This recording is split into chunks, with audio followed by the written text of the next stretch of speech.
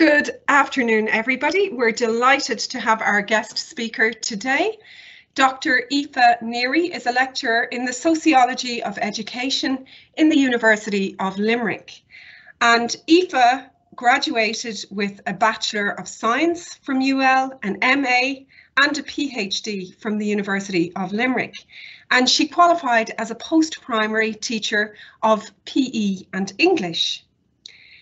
Aoife she's no stranger to awards, and in 2011 to 2014 she was awarded the Irish Research Council Doctoral Scholarship Award, and in 2013, 2014, 2015 and 2016 she was given an IRC New Foundation Award as well.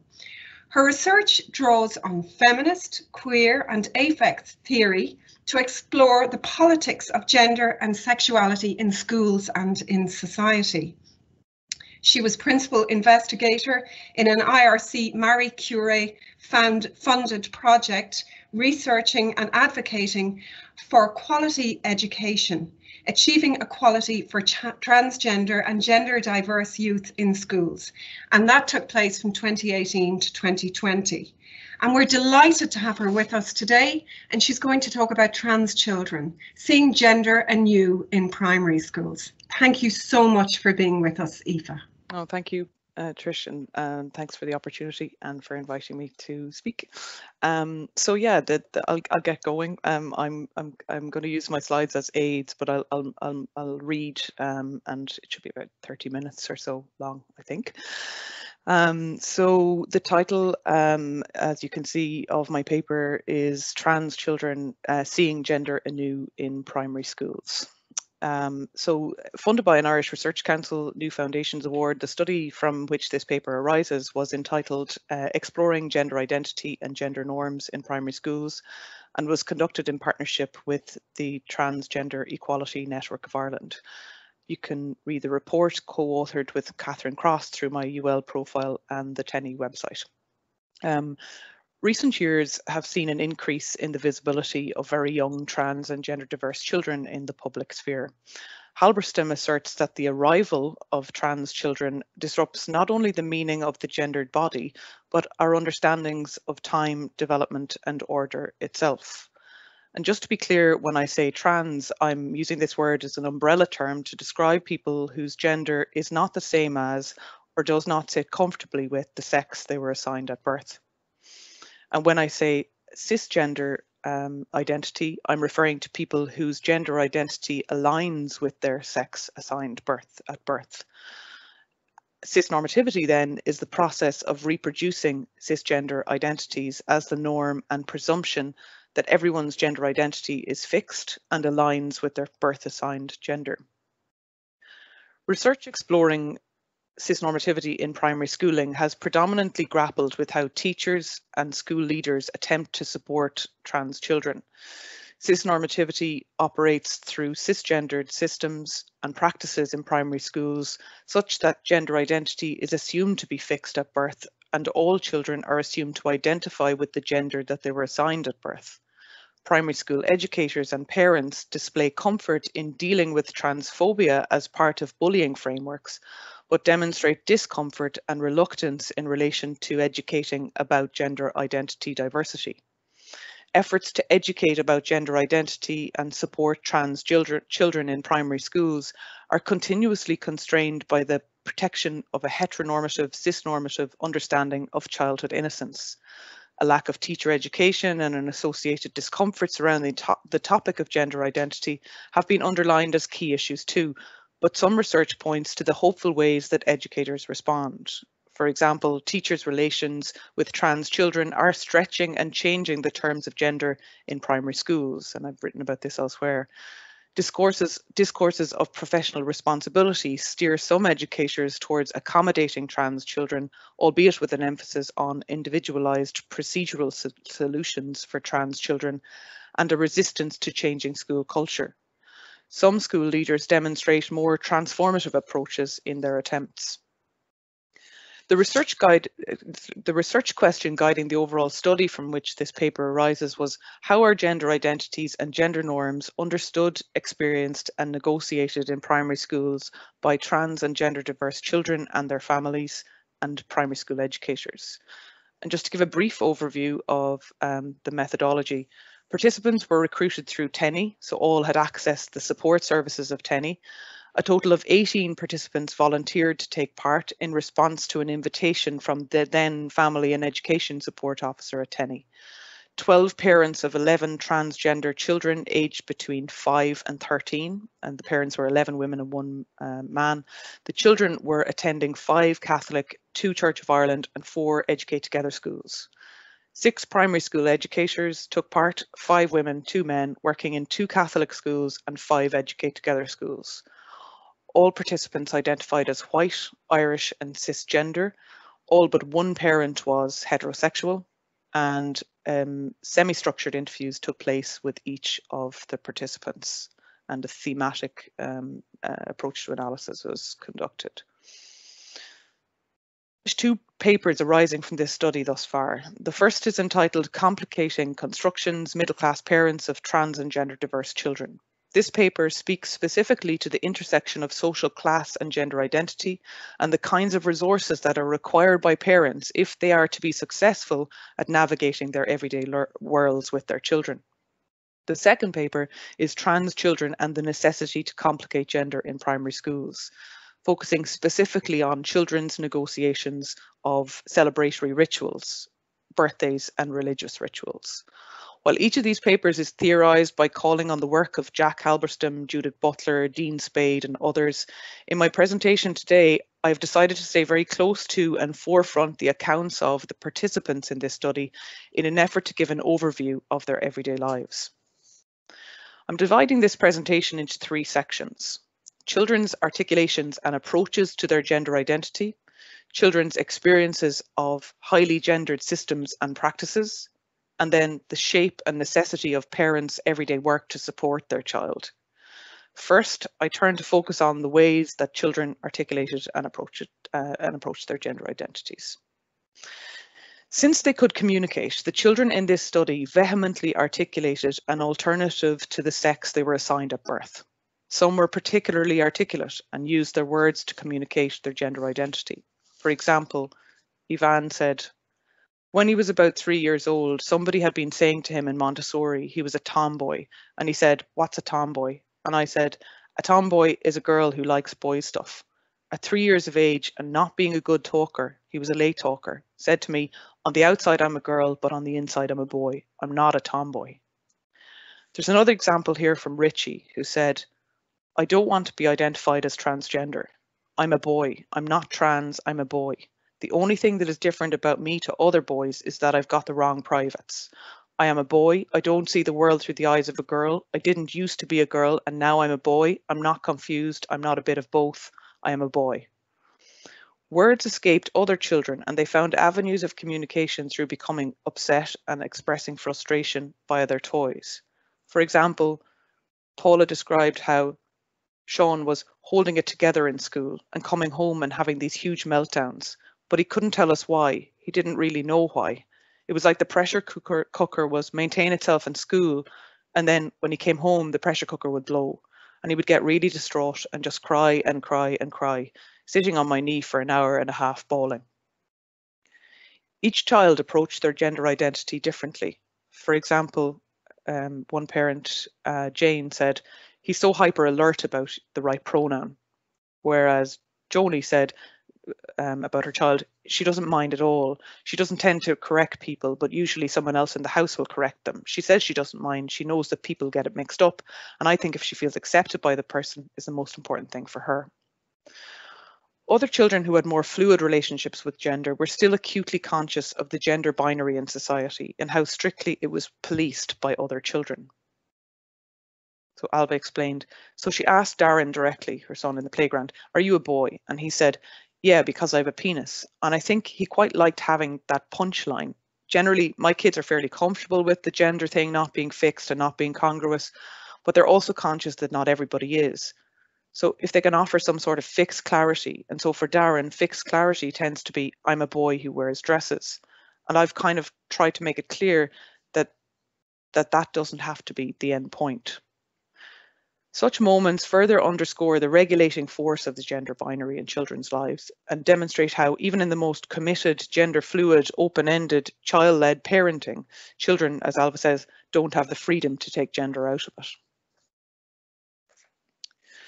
The diversity of experiences outlined here alert to how children are processing gender identity and affected by gender norms from very early on. While expressing and articulating their identities in different ways, all were vehement and very often express their identities through everyday upset and frustration. Such realities, coupled with how gender and sexuality are quite fluid for most children in the early years, underscore the need for schools to listen to children and create spaces that embrace the realities of gender diversity in most children's lives and resist the familiar common sense normative logics of gender that restrict the lives of so many children, not just children who identify as trans. Most often, it is adults who make such decisions and who retrospect their fantasies of childhood with their own gauzy lens, as Bond Stockton says. The experiences of these children remind us too of the looseness of gender in childhood and encourage us to stay with this looseness and to notice when we don't. Now to focus on how highly gendered systems, practices and language in primary schools caused particular difficulties for the children in this study. Joni explains how there would be a lot of subtle and not so subtle sort of gender stereotyping that happens, and now boys and girls and that kind of language. John explained how the uniform caused difficulties for his son. For the first 2 years, they're mixed, so it's first and senior infants, and then the boys and the girls separate. So he was really upset. He wasn't that he wasn't with the boys. He was, but then he got used to being with the girls. But the shorts always had to go on under the pinafore, and as soon as we were at the gate, it'd be coming off. The skirt would be gone. Siobhan explained difficulties with toilets. Because there's 2 toilets in the classroom, a girls' and a boys' toilet. So Shauna, it was like she consciously took a stand when she started school that she was using the boys' toilets. Initially, the teacher would try and make her go to the girls, but she kept going and then she'd get upset and it would become a thing. Siobhan also described a harrowing situation around birthday parties. Well, we had a birthday party and nobody came. So 2 children were sick, but no one came. She wanted a boys only party. Girls were not allowed. She agreed to allow me to invite these girls we knew so that Cara, her sister, would have someone to play with. Thank God we did, because they were the only ones who showed up. Horrific. Now it's a class of 23. It's meant to be done on the QT by the parents because they can't have kids left out.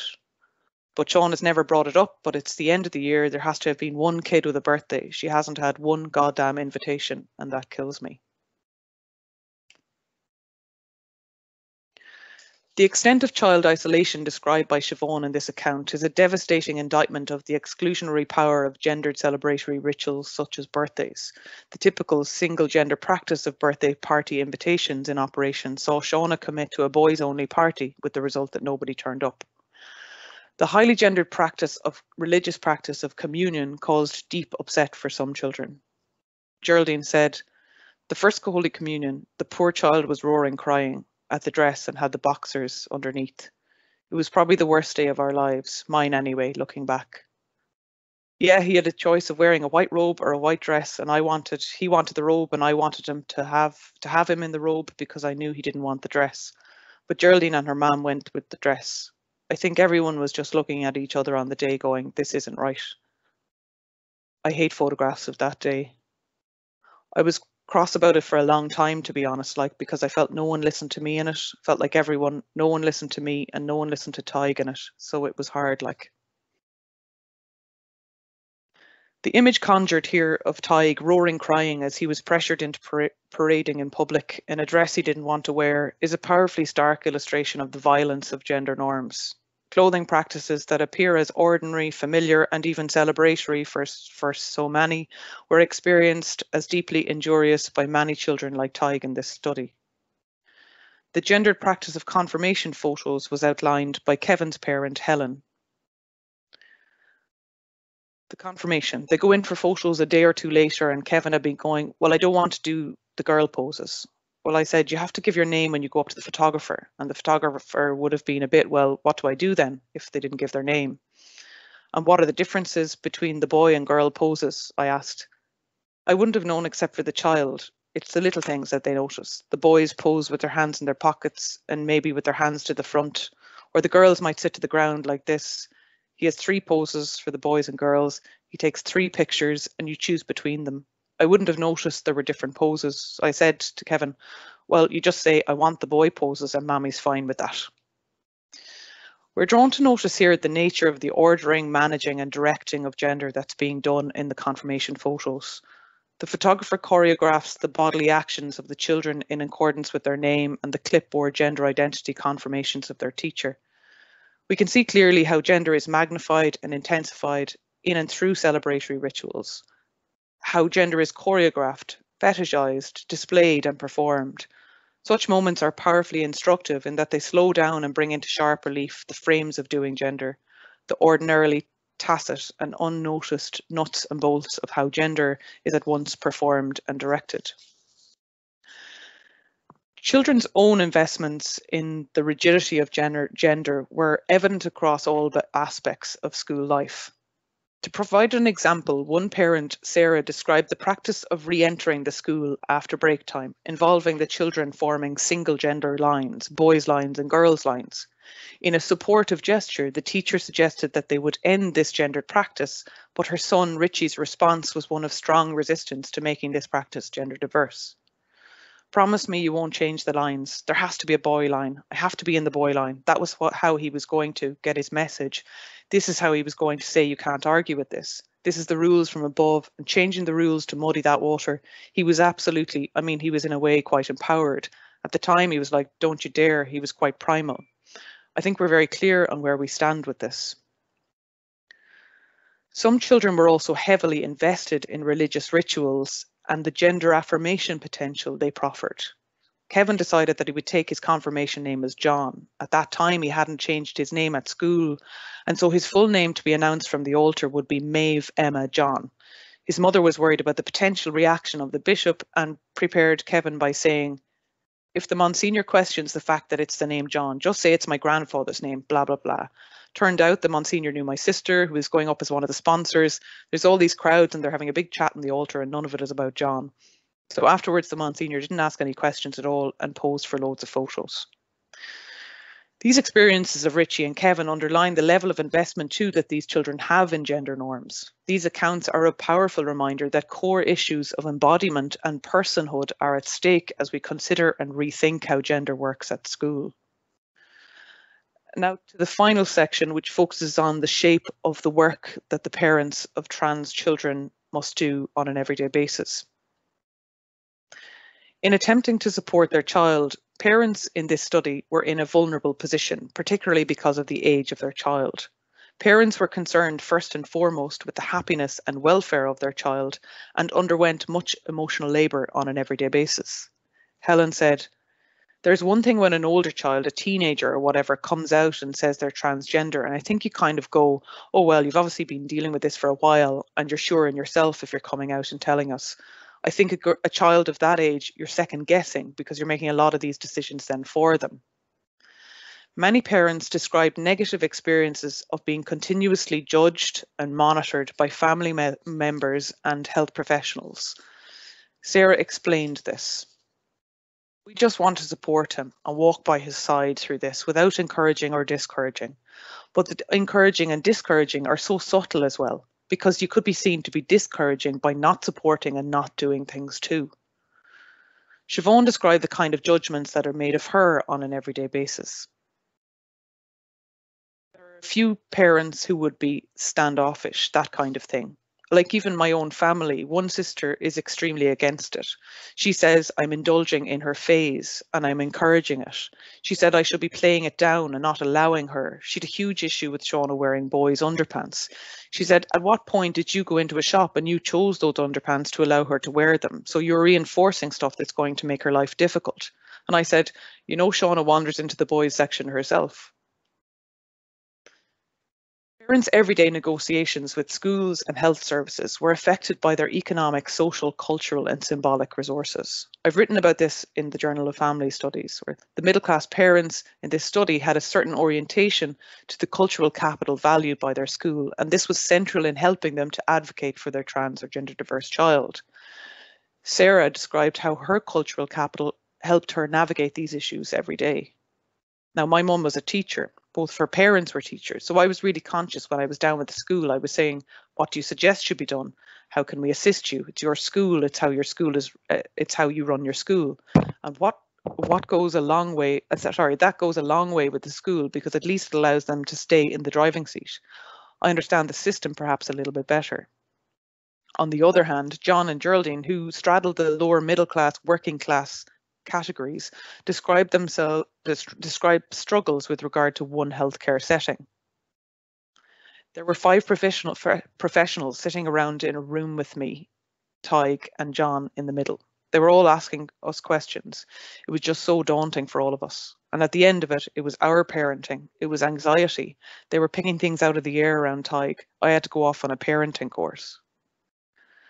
Echoing research in other contexts, this study reveals significant gaps in the knowledge of primary school staff in relation to gender identity. Most reported to have no formal education about gender in their teacher education programmes, and those who were educated in relation to gender had done independent study or drew from personal experience. Before the trans or gender diverse child had enrolled in their school, no educator had specific knowledge about trans or gender diverse people. For example, Frances says, I knew nothing, and I was as confused as everybody about all the labels, the whole transsexual, transgender, the confusion with the homosexuality, and I was completely confused. In the circumstances, it is unsurprising that parents were called upon to educate staff. For example, Roisin explained, because what we've been doing is linking in with that particular family and saying, what are you doing at home? How are you tackling this at home? How would you advise that we maybe start these conversations in school? While such an approach values the parent as an expert source of information about their child, reliance on individual parents for education about gender identity places inordinate responsibility on the parents. Furthermore, this causes inequities because this kind of work is more possible for some parents than others. This study also reveals an absence of clear national educational directives and guidelines for supporting trans and gender diverse children in primary schools. While some principles referred to in this study were supportive, others were reluctant, cautious and slow in enacting any processes of support for the transgender child and their family. Roisin explained, staff, to be honest, were quite fearful of it, the idea of a trans child in their school, because I think they were afraid of making a mistake of what if they use the wrong terminology, what if they say the wrong thing. Some were particularly concerned about the reactions of other parents, particularly given the age of the child. And Sarah said, so the principal of the school was also very comfortable in saying, if this is a child under 8, this is 100% on you. So I'm happy to not stand in the way, but this isn't something we're saying we're in any way encouraging or supporting. Another principal and teacher described ambiguities regarding religious ethos too. So Declan said, you have the whole Catholic Church over this as well. Okay, our bishop in our diocese at the moment. Well, this current bishop sent people to do a retreat in secondary school, a girls' secondary school, who last week told them that gays and lesbians, he absolutely ridiculed gays and lesbians, and that's the patron of the school. That's one factor here sitting in the background as well. The All Together Now programme, the Catholic Church hasn't agreed to those. They haven't sanctioned them. From our point of view, the Catholic Church hasn't sanctioned them. You don't do it in a Catholic school.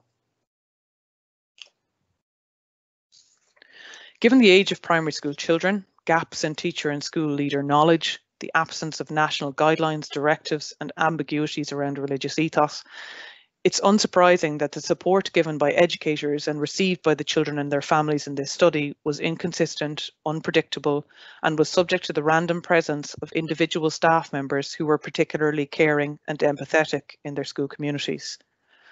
For the parents of trans children, the everyday realities of being subjected to the disapproving judgments of others too meant that they did continuous emotional labour in navigating their everyday worlds, and many were constantly second-guessing their instincts to help and support their child. On top of all this, parents had to draw upon all of their resources to advocate for their child at school. The necessity to have such resources in order to advocate for one's child undoubtedly results in grave inequalities of experience and treatment for some children and their families who don't have the kind of capital required to negotiate such relations at school. So this study illustrated that the approach to gender identity in primary schools was largely reactive. And Declan explained, I never heard of Catherine, then Education and Family Support Officer at Tenny, before until this happened. I didn't have to go there. Any of the staff, it's class teacher's problem. Now I don't mean it like that, but class teacher is dealing with it. The rest of the staff drive on as normal. The parent and educator accounts across the 13 schools in this study confirm that the approach to gender identity was largely reactive and thus individualised, often constraining broader learning and change related to gender. The vast majority of its schools had had no specific education about gender identity until a trans or gender diverse child enrolled in their school.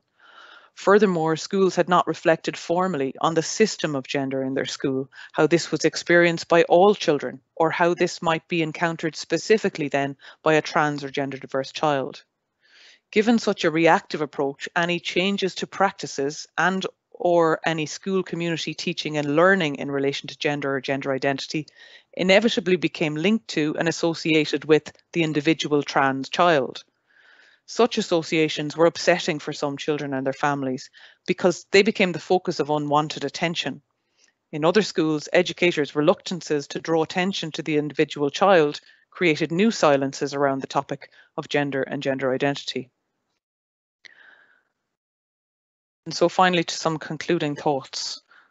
The experiences of the children in this study are of course not representative of all children's experiences, but their negotiations of cisnormative and gender restrictive schooling throw new light on gender and help us to see gender anew in all its messiness. As Halberstam says, trans children are providing the basis for very different ways of seeing the world. The accounts in this paper illustrate gender norms that are restrictive, sometimes violently so. But while trans children are undoubtedly constrained and injured by these gender norms, their accounts also demonstrate a vehement investment in the disciplinary framework of gender. These ambivalences warn against simplistic solutions that seek to minimise or flatten gender diversity in a politics of recognition or individualising approaches of accommodating individual trans children. Deficits in teacher and school leader knowledge are important too, but they cannot be a shield that leaves us stuck in relation to gender and sexuality diversity in schools. Indeed, one might argue that care and respect for the diversity of human life that exists can be achieved without a great deal of extra education or resources. That said, the children experiences I've presented here today alert to the need for clear and explicit national policy directives and support from education stakeholder bodies. I contend that there is an urgent need for schools to proactively and comprehensively address the restrictive ways that gender operates in primary school life. Until this happens, there will continue to be restrictive and exclusionary effects for all children. It is the same architecture of gender that often subtly and silently shapes all children and restricts human diversity. Adults are heavily invested in the name of children and presumptions about their innocence, with scant evidence of how children themselves are experiencing, processing, and thinking about these issues. There is a distinct problem with children being silent on this topic because, from the standpoint of adults, innocence is alien since it is lost to the very adults who assign it to children. Adults, as Bon Stockton says, retrospected through the gauzy lens of what they attribute to the child. While children's voices are not present in research about gender and sexuality diversity in primary schools, the figure of the child is nevertheless continuously invoked by all sides in debates about these issues. But as Jones has warned, education researchers, policymakers, schools and staff need to watch that they do not throw out the actual child with the rhetorical bathwater. Such commentary underscores the need to actually listen to children's voices in the field, because the rhetorical child should not stand in for real students. Otherwise, adult assumptions and panic-driven moral judgments about concepts such as childhood innocence and age appropriateness will continue to hold back progress and fail in realising the basic human rights of all children to have their lives and families reflected in and meaningfully included at school. Thanks.